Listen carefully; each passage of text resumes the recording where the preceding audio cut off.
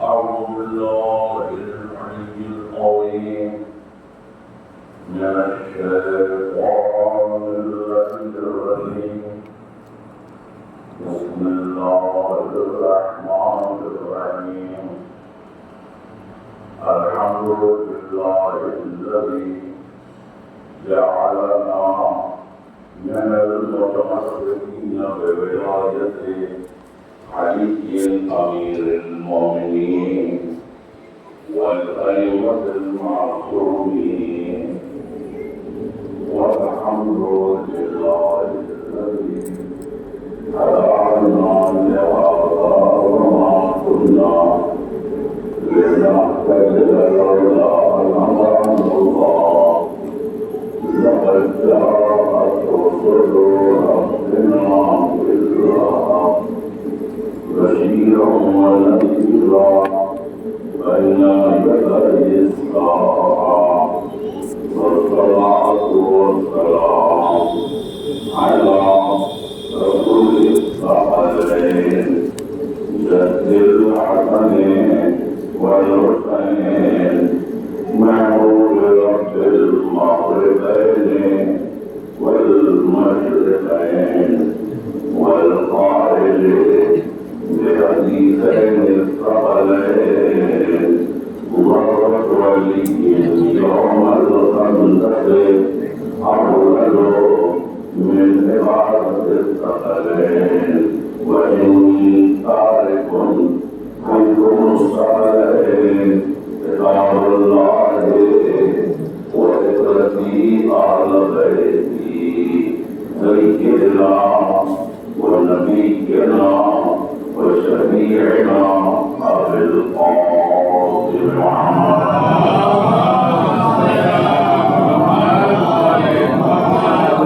وعلى آله الطيبين الطاهرين المعصومين والكهف العظيم والغياث المضطر المستقيم لا سيما بقية الله العظيم الذين أظهر الله عنهم الرزق وطهرهم تطهيرا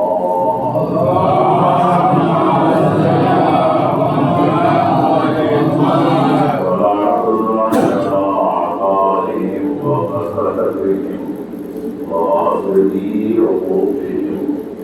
ومنكري فضائلهم ومصائبهم أجمعين من الآن إلى قيام يوم الدين أما بعد فقد قال سبحانه وتعالى في كتابه المجيد وقرآن حميد وقول بسم الله الرحمن الرحيم إنا نحن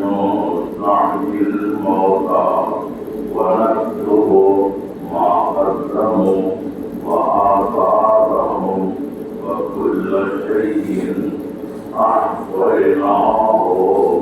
في إمام مبين.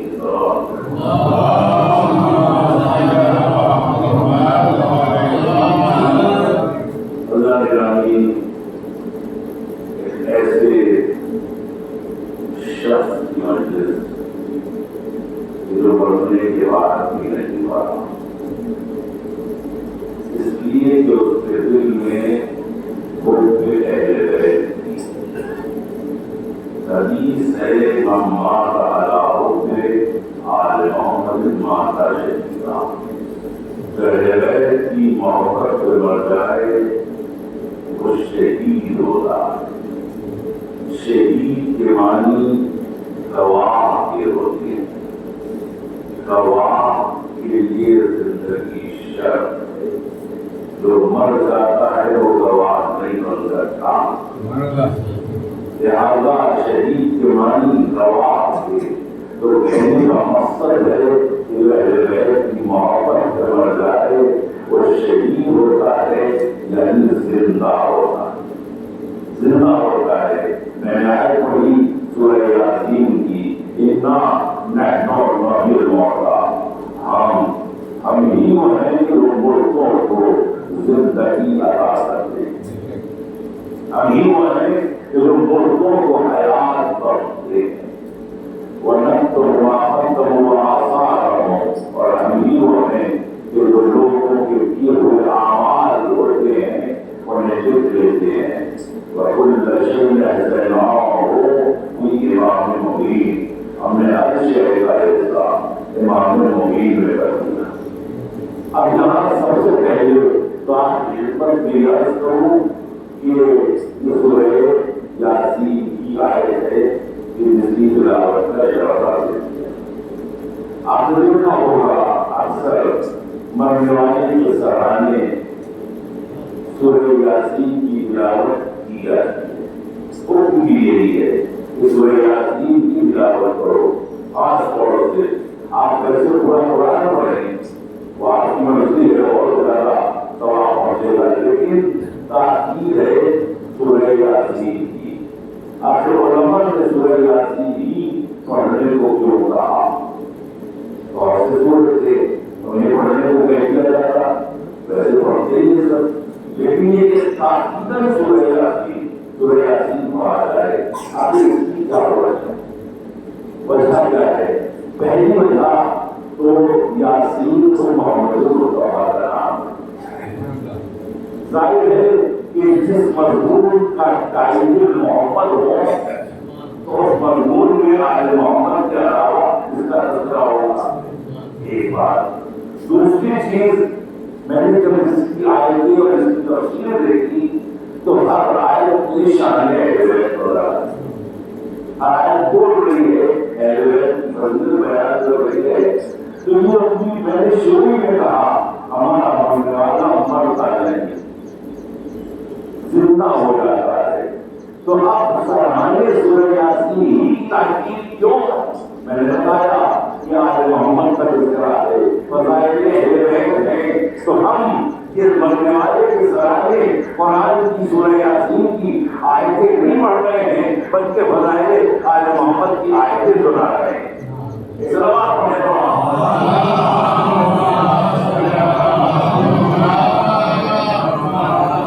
اور دوسری چیز کہ اس میں جمع کیا اللہ نے انا نحن نحیی الموتیٰ، ہم ہی مردوں کو زندہ کرتے ہیں۔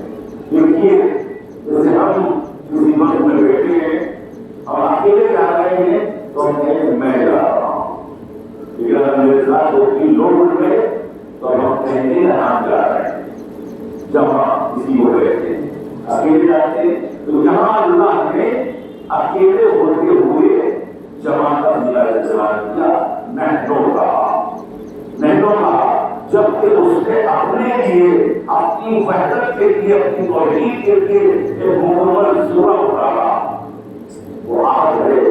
وہ لم یلد ہے، وہ لم یولد ہے، وہ صمد ہے، وہ بے نیاز ہے۔ آہد کا مطلب یہ ہوتا ہے کہ جو دو نہ ہو سکے، جو تقسیم نہ ہو سکے، اس نے اپنے کو واحد کہا ہی نہیں، آہد کہا۔ تو وہ جو آہد ہے، جو اکیلا ہے، اتنا تنہا، پھر وہ نحنو کیوں کہہ رہا ہے؟ نحنو کیوں کہہ رہا ہے؟ لیکن جمع کا صیغہ، پلورل کا صیغہ کیوں استعمال کر رہا ہے؟ بات سمجھ میں نہیں آتی۔ کبھی قرآن مجید کی آیتیں سمجھ میں نہیں آ سکتی، ایک زبر، ایک زیر، ایک میم، ایک تشکیل، ایک چند، ایک آیت سمجھ میں نہیں آ سکتی جب تک درِ آل محمد سے علم کی بھیک نہ دے جائے،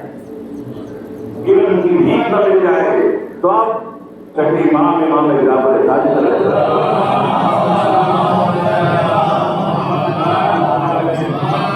اس آیت کے ذہن میں جب پوچھا گیا کہ اللہ نے عہد ہوتے ہوئے یہ جو سینا استعمال کیا جمع تھا، آخر اس کی کیا وجہ ہے؟ وہ تو عہد ہے، وہ تو تنہا ہے، وہ جو کہہ رہا ہے کہ ہم ملکوں کو زندہ کرتے ہیں،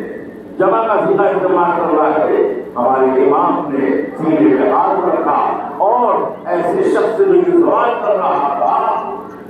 کہا کہ تم نے یہی ایک آیت دیکھی، اللہ نے قرآن مجید میں جہاں جہاں عہد ہوتے ہوئے جمع کا سینا استعمال کیا ہے وہاں وہاں ہم آل محمد کو شامل کیا ہے، ہمارے محمد کو شامل کیا ہے۔ کہنے کا مقصد یہ ہے کہ اللہ یہ کہنا چاہ رہا ہے کہ ہم ہی زندہ نہیں کرتے، علی بھی زندہ کرتے ہیں، فاطمہ بھی زندہ کرتے ہیں، حسن بھی زندہ کرتے ہیں، اہل بیت بھی زندہ کرتے ہیں۔ ضرورت پڑے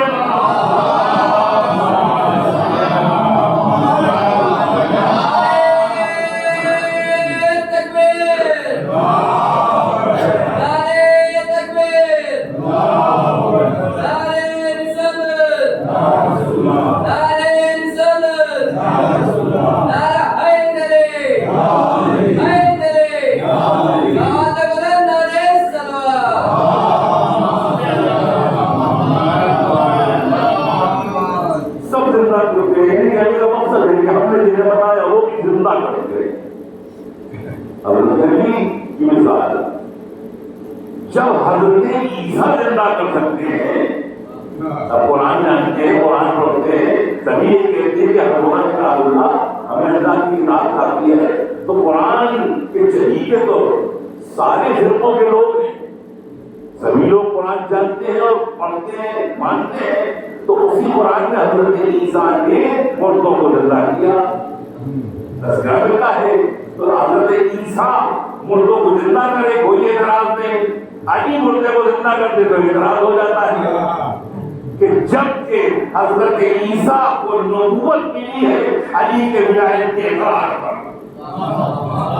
اگر علی کی ولایت کا اقرار نہ کرتے تو حضرت عیسیٰ کو نبوت نہ دی جاتی۔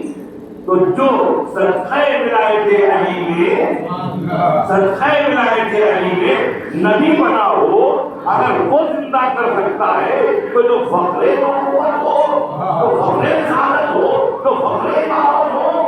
تو فخر عیسیٰ ہو کہ وہ زندہ نہیں کر سکتا۔ صلوات پڑھیں۔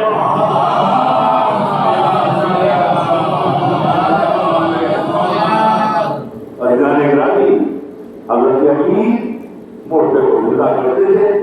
انداز بالکل الگ تھا، حضرت عیسیٰ کا انداز الگ تھا، نہ وہ الگ تھا نہ یہ الگ۔ حضرت عیسیٰ کہتے تھے بِإِذْنِ اللَّهِ، اللہ کے حکم سے اٹھ جا، اور حضرت علی کہتے تھے بِإِذْنِی، میرے حکم سے اٹھ جا۔ تو یہ تو بڑا مسئلہ ہے کہ اللہ کا نام لے رہے ہیں تو نصیری تو خوش ہو رہے ہوتے ہیں، کیونکہ نصیری ہی تو اللہ مانتے ہیں، مگر نہیں۔ آپ دیکھیے گا نتیجہ جو میں آپ کی خدمت میں پیش کروں گا، اور بِإِذْنِ اللَّهِ بھی صحیح ہے جو عیسیٰ نے کہا مردہ زندہ ہوا، اور حضرت علی علیہ السلام جب بھی مردے کو زندہ کرتے تھے کہتے تھے اور بِإِذْنِی، میرے حکم سے۔ عیسیٰ کہتے تھے خدا کے حکم سے۔ آخر اس کی وجہ ہے حضرت عیسیٰ اللہ کا نام مردے کو بھی زندہ کرتے تھے، یہ نہیں، اب وہ کہتے تھے اللہ کا نام لیتے تھے کہ اللہ کے حکم سے زندہ ہو جا۔ بات بھی اپنے آ رہی ہے۔ اب وجہ کیا ہے؟ حضرت عیسیٰ بھی کہہ سکتے تھے قوم میں اللہ نے صلاحیت کی تھی ان کو کہ میرے حکم سے ہو جا، مگر وہ یہ نہیں کہتے تھے، وہ کہتے تھے قوم میں بسم اللہ، اللہ کے حکم سے اٹھ جا۔ کیوں؟ کیونکہ وہ یہ جانتے تھے کہ میرے بعد میری قوم مجھے خدا کہے گی یا خدا کا بیٹا کہے گی۔ اگر میں قوم میں نہیں کہہ کے زندہ کروں گا تو حضرت کی دلیل بن جائے گا، لہذا میں نے لفظ اللہ کا تذکرہ کر کے بتا دیا کہ انی عبداللہ وجعلنی نبیہ، میں اللہ کا بندہ ہوں، خدا نہیں ہوں، مجھے نبوت دی گئی ہے۔ تو یہ وجہ ہے کہ وہ بِإِذْنِ اللہ کہتے تھے۔ اب حضرت علی قوم میں اذنی کیوں وہ اللہ کا نام نہیں لیتے تھے. تو آپ سنیے بڑی برابر آپ نے واقعہ سنا شب ہجرت بستر رسول پر سب چادر اوڑھ کر تلواروں کی چھاؤں میں سوئے علی نے اپنے نفس کو بیچا, خریدار نے اپنی مرضیاں دے دی. محمد والے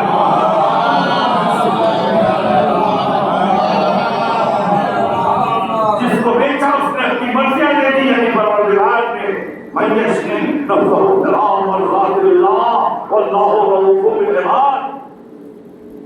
اللہ نے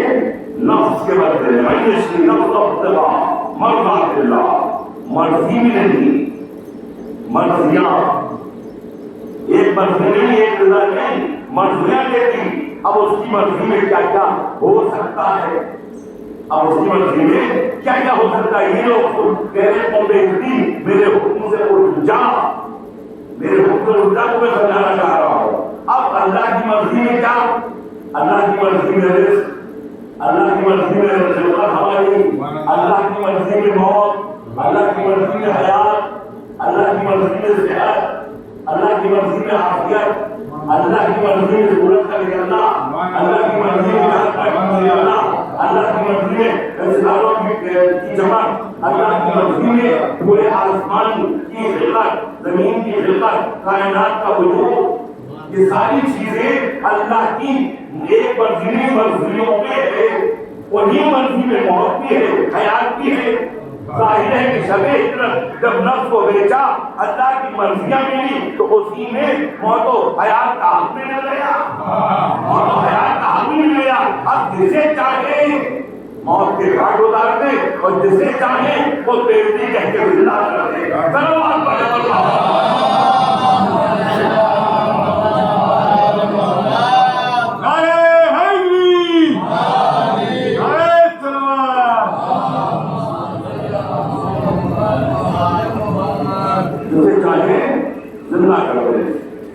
ایک مثال, صرف ایک مثال سب جانتے ہیں, مشہور ہے, لیکن تھوڑا الگ خبر دیا میرے وہاں ہوگا اور یہ کہا کہ میں زمین کے راستوں سے بہتر آسمان کے راستوں کو جانتا ہوں. دنیا کو سمجھانے کے لیے ورنہ زمین کے راستے ایسے دنیا آسمان کے راستے ایسے کسی دنیا کو بتانے کے لیے کہ آسمان کو انسان غلط سمجھتا ہے تو کہہ دیا, اس لیے کہہ دیا کہ زمین کا راستہ تو بہتر ہے آسمان کا راستہ ہو جاتا ہے, جیسے زمین کا راستہ ہو جاتا ہے ویسے آسمان کا راستہ ہو جاتا ہے. تو بس یہ جملہ کہا اور تمام ہو گیا. کچھ یہودی بیٹھے ہوئے تھے, باقی بڑی بات کہہ رہے ہیں زمین کے راستوں کو بہتر آسمان ہو جاتے ہیں. اس وقت اعتراض ہوا, بعد میں اس جملے سے سائنسدانوں نے فائدہ اٹھا کیا اور راستے بنا لیے. آج کے راستے بن گئے اسی جملے سے. ان لوگوں نے سوچا کہ جب 1400 برس پہلے علی جیسا خالق محل بنا ہوا, وہ یہ کہہ رہا ہے کہ آسمان کے, اس کا مطلب آسمان کے راستے ہیں, اور اس کی تلاش جاری ہو گئی. ہم لڑنے میں مر گئے لیکن وہ لوگ علم میں آگے بڑھ گئے. مولا کائنات کی اقوال سے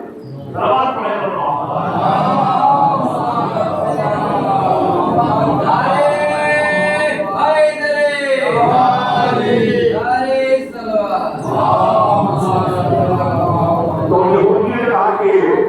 اس بات سے امتحان ہے, مولا علی اور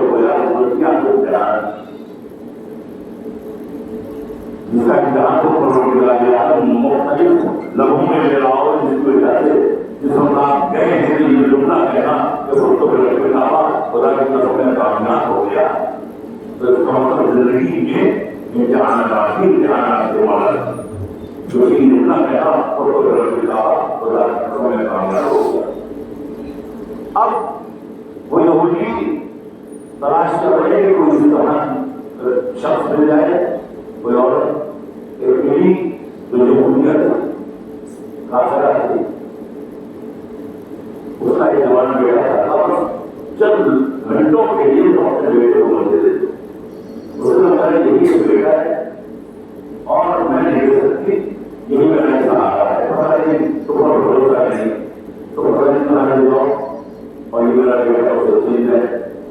تو ایک شخص ضروری میں ساتھ رہوں گی، جہاں میں ضرور کے ساتھ ساتھ جاؤں گی، ٹھیک ہے ایسے لوگ سے بٹھا دیا، چادر ڈال دی، کہیں کیا کرو تھوڑی دیر میرے ساتھ رہو اور ہم تمہیں بتائیں گے بات میں ٹھیک ہے، یہاں تک ہمارے مولانا کائنات میں لوگ اس کے جوان بیٹے کو ایک صندوق میں بٹھا کے چادر ڈال کے لے کے آ گئے کرتا ہے جنازہ اور کیا ہے تاریخ جنازہ تین مطلب ہونا یہ کیا ہے، تینوں مطلب جنازہ، اس کا مطلب یہ تین مطلب کو پوچھنا نہیں بتا رہا ہے یہ جنازہ نہیں ہے، ورنہ جنازے کے لیے پوچھنے کی ضرورت نہیں ہے، جنازہ ایسا رکھا ہوا ہے تو فوراً آدمی جو ہے وہ سمجھ جائے گا کہ جنازہ ہے، پوچھا تین مطلب آپ نے کیا ہے، تینوں مطلب جواب میں جنازہ ہے، میرا قائم کر دیا اس کے بعد نے کہا کہ کیا چاہتے ہو آج نماز پڑھا دیجیے، نماز میں ڈالا ٹھیک ہے، کہا ماجد کون ہے، کہیے اور یہ بڑھیا ٹھیک ہے،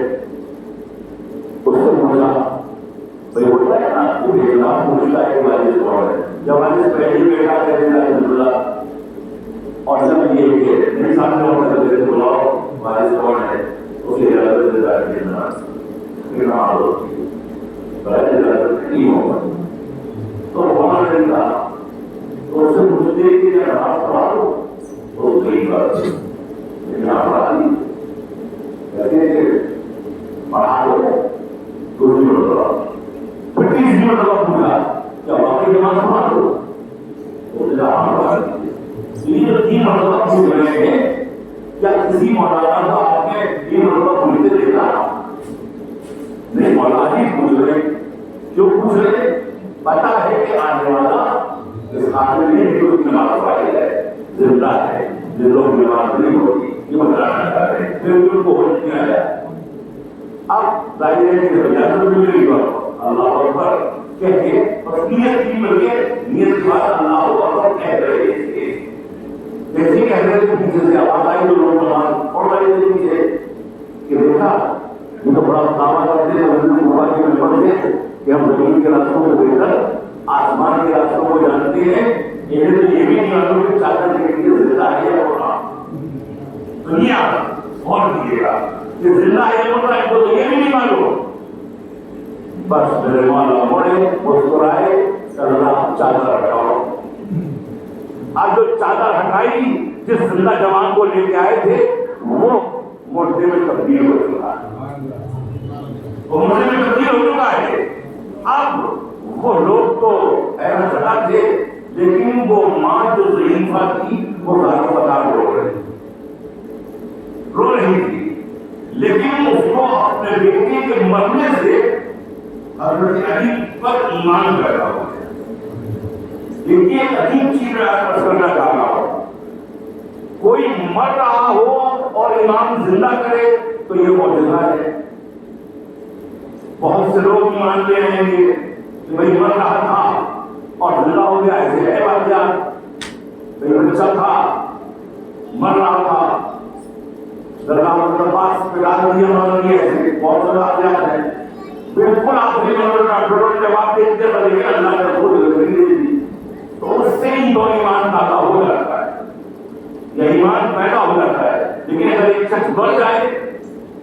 اور مرنے سے ایمان پیدا ہو جائے یہ کیفیت سے وہاں دے کہ مر گیا وہ بیٹا، تو اب وہ گنگنانے لگی، کہنے لگی کہ آپ کی زبان میں یہ جب تاثیر ہے کہ زندہ بوڑھا ہو جائے تو آپ ہی مردے کو زندہ نہیں کر سکتے کہ ایمان کی بات پیدا ہوئی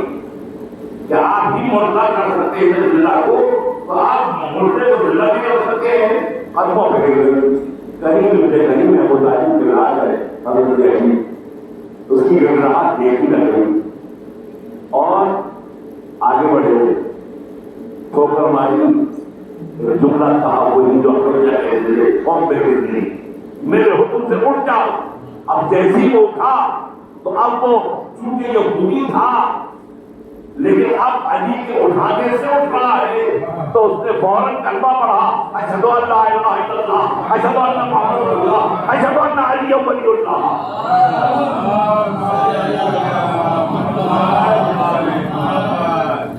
آئے تھے امتحان لینے کے لیے،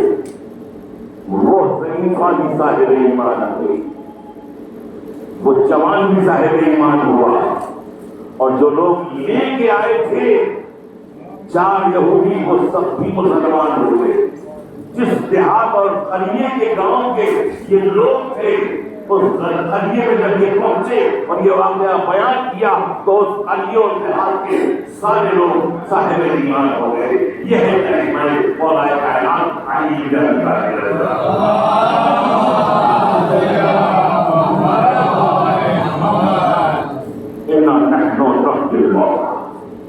ہم ہی وہ ہیں کہ جو مردوں کو زندگی عطا کرتے ہیں، ورنہ تو وہ آسان نہیں، اور ہم وہ ہیں کہ جو مردوں لوگوں کے یہ ہوئے اعمال کو لکھ دیتے ہیں۔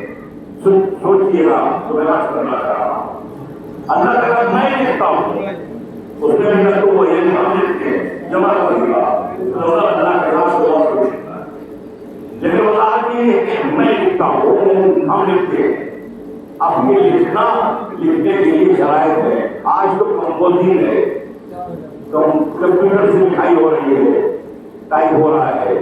لیکن پہلے باقاعدہ ایک فن تھا علم کتابت، بڑے بڑے فنکار ہوتے تھے کتابت کے، تو اس میں شرطیں کچھ ہوتی تھی، مثلا ہاتھ بالکل صحیح ہو، جن کی انگلیاں بہت مہنگی ہوتی تھی اور ان کی رائٹنگ بہت اچھی ہوتی تھی، انگلیوں میں رائشہ نہ ہو، انگلیاں کٹی ہوئی نہ ہو، تب اچھا قلم پکڑ کے اچھی تحریر انسان لکھ دیتا ہے۔ یہ شرط ہے انگلیاں کٹی ہوئی نہ ہو، ہاتھ خراب نہ ہو، ایک شرط۔ دوسری شرط ظاہر ہے کہ لکھنا ہے تو دیکھ کے لکھنا ہے، کہاں لکھ رہے ہیں، آنکھیں بھی سالم ہونا چاہیے، ہاتھ بھی صحیح ہونا چاہیے، آنکھیں بھی درست ہونا چاہیے، پھر یہ جو لکھا ہے وہ پڑھ بھی سکتا ہو۔ کبھی آپ نے سنا ہے کہ جو لکھا ہوا ہے کسی نے وہ پڑھ نہیں سکتا، نہیں، جو لکھا ہے وہ پڑھ نہیں سکتا ہے، تو اس کا مطلب پڑھنے کے لیے ضروری ہے کہ زبان صحیح ہو، کسی تحریر کو پڑھنے کے لیے زبان کا درست ہونا بھی ضروری ہے۔ اس کے بعد کبھی کبھی یہ بھی ہوتا ہے کہ سن کے لکھا جاتا ہے، پہلے لوگ خط لکھوانے آتے تھے، بچے باہر ہیں، ممبئی میں ہے، دبئی میں ہے، عورتیں آتی تھی کہ بھئی ہم پڑھنے کے لیے خط لکھ لیجیے، تو وہ اگر انسان کے کام سالم نہیں ہوگے تو کیسے لکھے گا؟ آج واٹس ایپ کا دور ہے، آپ کوئی نمبر پوچھ لیں کہ آپ اپنا نمبر بتائیے تو آپ کے کام سالم نہیں ہوگی تو سنیں گے کیسے، کس طرح سے سیو کریں گے نمبر؟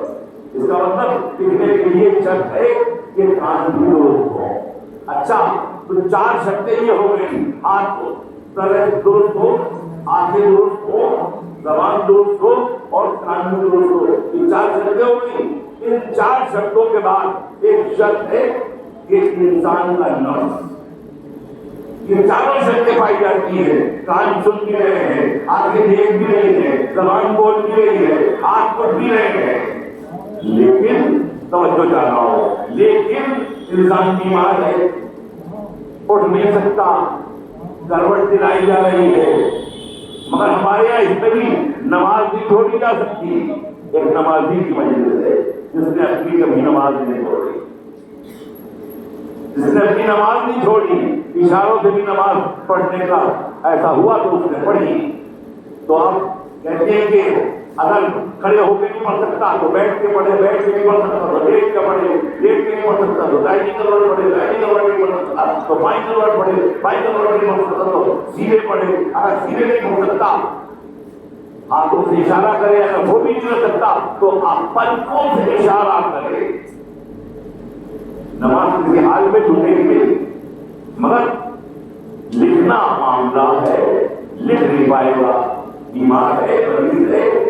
اس کو ہلایا جا رہا ہے، اس کو بٹھایا جا رہا ہے، کوئی دوسرا بٹھا رہا ہے، दूसरा करवट दिला रहा है तो इसका मतलब उसका हाथ भी नहीं चलेगा, ये लिख नहीं सकता। 4 शर्तों के बाद भी वो लिख नहीं सकता क्योंकि नफ्स बीमार है। तवज्जो चाह रहा हूं, नफ्स बीमार है। तो अब सवाल ये है कि ये चीज अल्लाह कह रहा है हम लिखते हैं, ये चीजें अगर हम अल्लाह में मान ले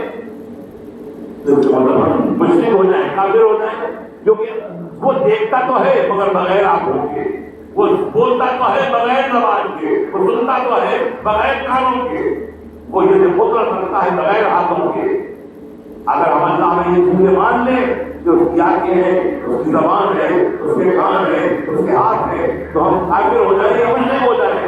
लिहाजा हमें शिर्क से नहीं बचना है, कुफ्र से नहीं बचना है, तो मानना पड़ेगा अल्लाह ने किसी की आंखों को अपनी आंख कहा, किसी की जबान को अपनी जबान कहा, किसी के कानों को अपने कान कहा, किसी के हाथों को अपना हाथ कहा, किसी के नफ्स को अपना नफ्स कहा। तो अब रसूल ने एक दिन मस्जिद नबवी में अली सामने बैठे थे, कहीं दिया है अली तुम्हारी आंखें है अल्लाह, है अली तुम्हारी जबान के अल्लाह, है अली तुम्हारे कान दुश्मन, है अली तुम्हारे हाथ के दुश्मन, है अली तुम्हारा नफ्स अल्लाह।